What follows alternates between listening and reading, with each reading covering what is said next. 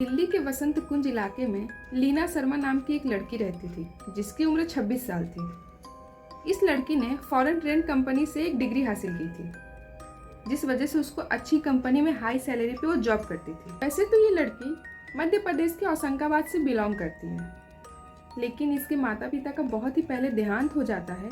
इस वजह से ये दिल्ली आ गई थी।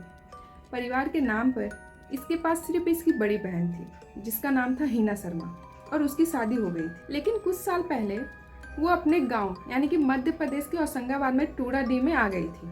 यहाँ पे शिफ्ट होने का कारण ये भी था कि इनके माता पिता के पास गांव में 70 एकड़ की जमीन थी, जिसमें से 35 एकड़ की जमीन दोनों बहनों के पास थी।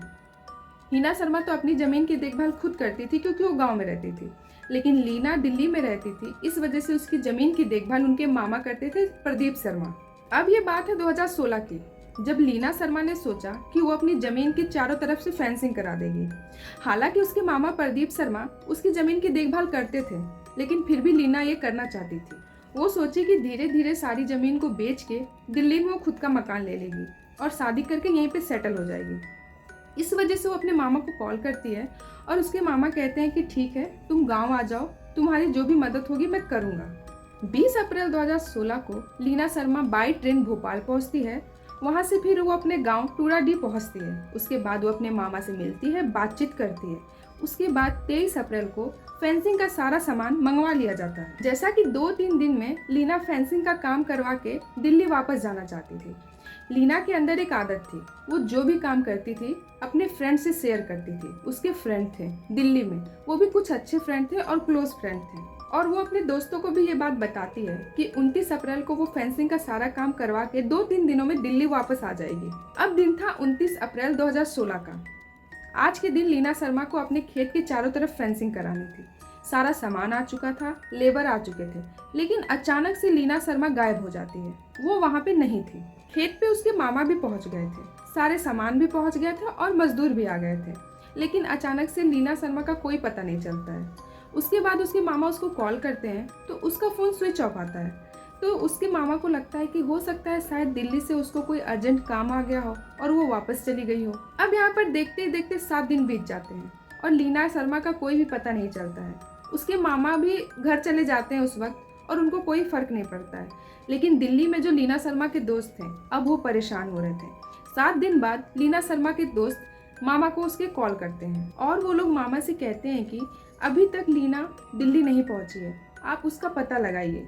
तो उसके मामा पास के ही पुलिस स्टेशन पे जाके लीना शर्मा की गुमशुदा होने की रिपोर्ट लिखवा देते हैं। ना तो लीना शर्मा गांव में थी और ना ही वो दिल्ली अपने दोस्तों के पास थी, तो आखिर लीना गई कहाँ? 5 मई 2016 को उसके मामा रिपोर्ट तो करवा देते हैं, लेकिन पुलिस इस मैटर को बिल्कुल भी सीरियस नहीं लेती है। अब जब ये बात उसके फ्रेंड्स को पता चलती है तो वो दिल्ली पुलिस के पास जाते हैं और वहाँ पे उनको सारी बातें बताते हैं। तो दिल्ली पुलिस उनसे कहती है कि देखिए, ये केस मध्य प्रदेश का है, इसमें हम कुछ नहीं कर सकते। वो लगातार उसके मामा से रिक्वेस्ट करते हैं कि आप कुछ करिए, लेकिन उसके मामा सिर्फ यही कहते हैं कि मैं जितना कर सकता था मैंने कर दिया।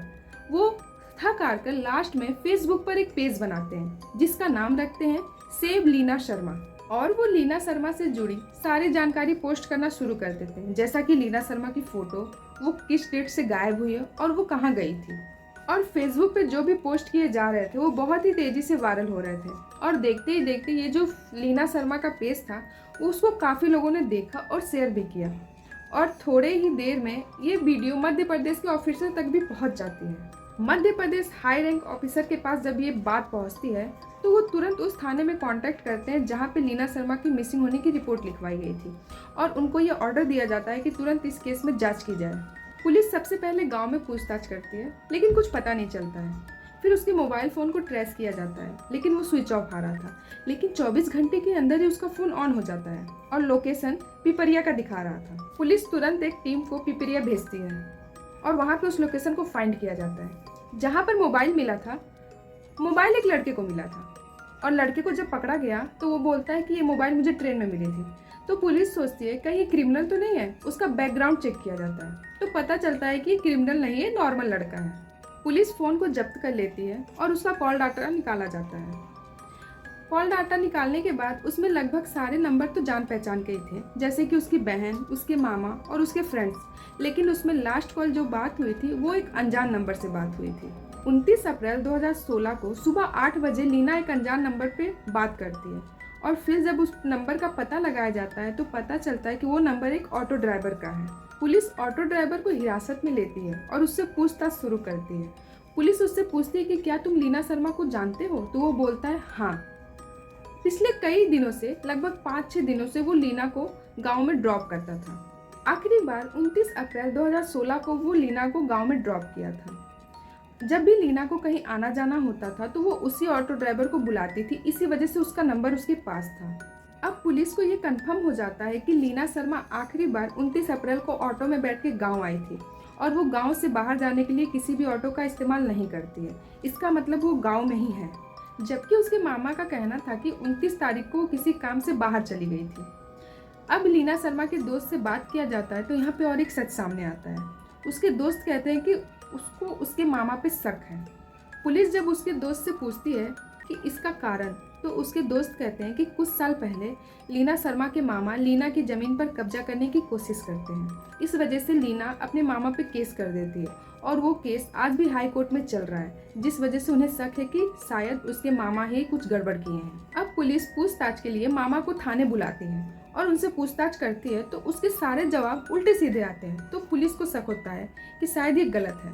उसके बाद पुलिस उसके साथ सख्ती से पेश आती है। वो सारी बातें एक्सेप्ट करता है और कहता है कि लीना शर्मा अब इस दुनिया में नहीं है, क्योंकि उसने अपने हाथों से ही लीना शर्मा की हत्या कर दी। प्रदीप शर्मा पुलिस को बताता है कि लीना के नाम पर 35 एकड़ की जमीन है और उस जमीन की देखभाल वो सालों से कर रहा है।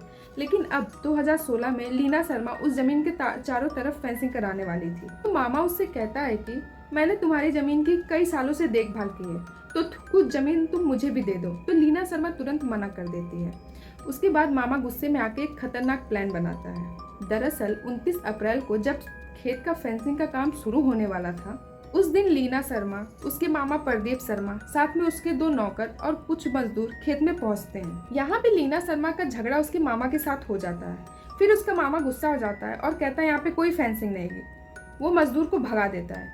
अब खेत में प्रदीप शर्मा, उसके 2 नौकर और लीना शर्मा बचे हुए थे। लीना और उसके मामा के बीच अनबन हो ही रही थी। तब तक उसके मामा के इशारा करने पर उसका एक नौकर बड़ा सा पत्थर उठा के लीना शर्मा के सर पे मार देता है और वो वहीं पे गिर जाती है। उसके बाद उसका मामा गला दबाकर उसकी हत्या कर देता है और अपने दोनों नौकरों की मदद से गांव से 4 किलोमीटर दूर एक जंगल में जाता है। वहाँ पे गड्ढा खुदवाता है और लीना की डेड बॉडी को वहीं पे दफना देता है। डेड बॉडी दफनाने से पहले उसका मामा खुद ही उसके कपड़े, उसकी ID और उसका फोन ले लेता है और साथ ही उसके डेड बॉडी पे यूरिया डाल देता है ताकि उसकी डेड बॉडी जल्दी से गल जाए।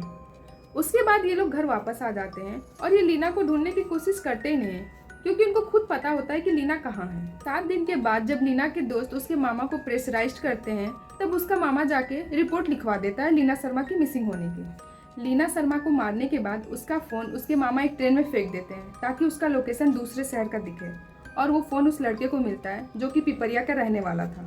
यहाँ पे पुलिस लीना के मामा और उसके दोनों नौकरों को अरेस्ट कर लेती है और कोर्ट में काफी समय तक केस चलता है। अब आखिर में 2023 में उन लोगों को उम्र कैद की सजा सुना दी जाती है। अब जो लीना की जमीन थी वो उसकी बहन के नाम पे हो जाता है और उस जमीन की देखभाल उसकी बहन करती है।